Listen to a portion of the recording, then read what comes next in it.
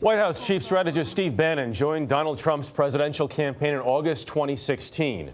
But the former executive chairman of the right-wing website Breitbart News has been part of Donald Trump's trusted circle for many years. The new book, Devil's Bargain, Steve Bannon, Donald Trump, and the Storming of the Presidency, chronicles the intertwined paths of both men and how they reached the White House.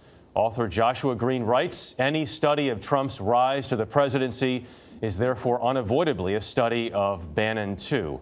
Green is the senior national correspondent for Bloomberg Business Week. We welcome him here to the table. Thank you. Thanks Good for to have you.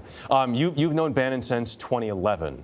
Talked to him on and off the record since. I want to start with this. I mean, their relationship was strained when he started. Steve Bannon is back in the president's good graces now. That's right. So I met Bannon in 2011, long before he knew about Trump or anybody was thinking about the events that have kind of transpired. He was simply a filmmaker to you. He was a filmmaker. He was this kind of fringe character in Washington that not a lot of people knew about or ever thought would be important. And so the book essentially tells the story, the inside story of how Trump and Bannon came together, the rise of the alt-right, and Bannon's years-long plot to tear down Hillary Clinton, which was really, I think, what endeared him to Trump, what helped get Trump elected. But of course, then they had a kind of a falling out when Bannon's profile rose to a level that Trump wasn't comfortable with. Cover of Time magazine. Cover of Time magazine called him the great manipulator. He had this kind of dramatic fall, and now he's back. But what did he do for Donald Trump? I think he did two things for Donald Trump that I cover in the book. One is Bannon was the mastermind of an interlocking group of political organizations funded by a right-wing billionaire whose mission was to tear down Hillary Clinton. The goal wasn't to do that for Trump. This was long before Trump was the nominee.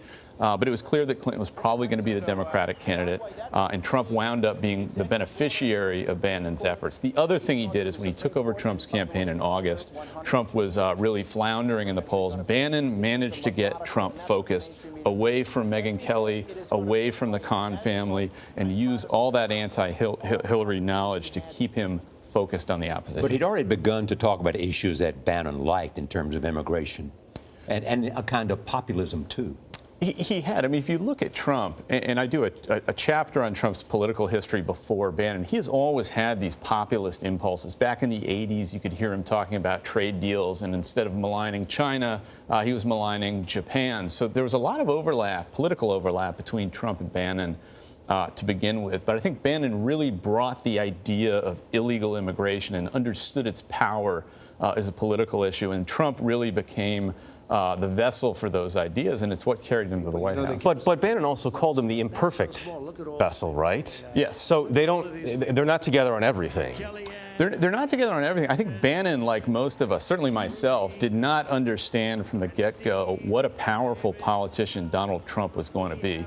Bannon was advising him informally as long ago as 2010, thought he was an interesting guy, but nobody thought that he would win the nomination or the presidency.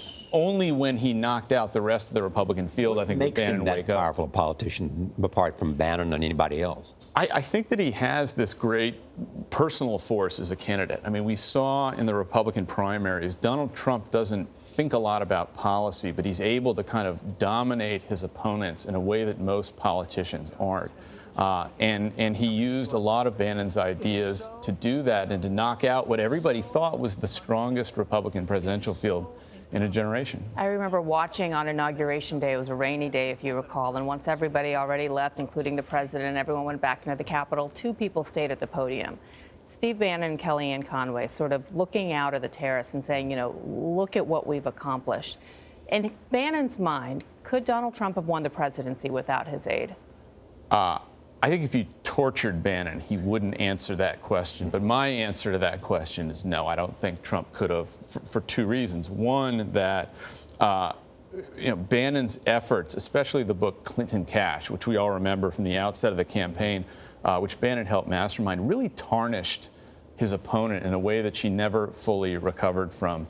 And then on the flip side, his ability to keep Trump focused on Clinton in the home stretch of the race. And then you had the James Comey revelations, and suddenly Trump was able to pull ahead. I give Bannon a lot of credit for having helped Trump do that. Is it possible now that there's going to be some kind of split between Trump's base, which Bannon also has served well because of the kinds of things that are happening in terms of the welfare of that group of populist Americans. You know, it's interesting. There haven't been any signs, or there have been very few signs that Trump is losing his base. That's happened. He's lost. He never had the support of Democrats. He's lost a lot of the support that he had with independents, but his base has stuck with him. The kind of people that Steve Bannon talks to have so far stuck with him. The question is going to be, can Trump ever deliver anything for these people legislatively, or is he going to spend 4 years enmeshed in scandal? Yeah, but at the same time, during the election, he also got independents, he got Rust Belt Democrats.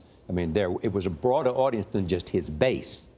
Well, I count them as being part of his base, but ultimately he needs to deliver for them economically and fulfill some of these promises he made. And there's no sign yet that he's really going to be able to do that in any area other than cracking down on illegal immigration, which, of course, was one of Trump's big promises. We have to mention we did reach out to the White House for comment on the reporting in your book. We have not heard back about what they think about all that. But Steve Bannon, I mean, this is a guy also who made a lot of money.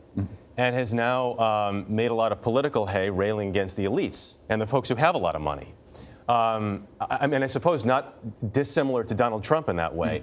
How does he square his worldview and sort of how he's developed here financially? You know, I think it's similar in a way to Donald Trump. I mean, he was a guy who was very smart, who succeeded in all sorts of different realms, but came from a blue-collar Navy family, deeply traditional Catholic background, managed to get into Harvard Business School, kind of survived by his own wits in Goldman Sachs and in Hollywood.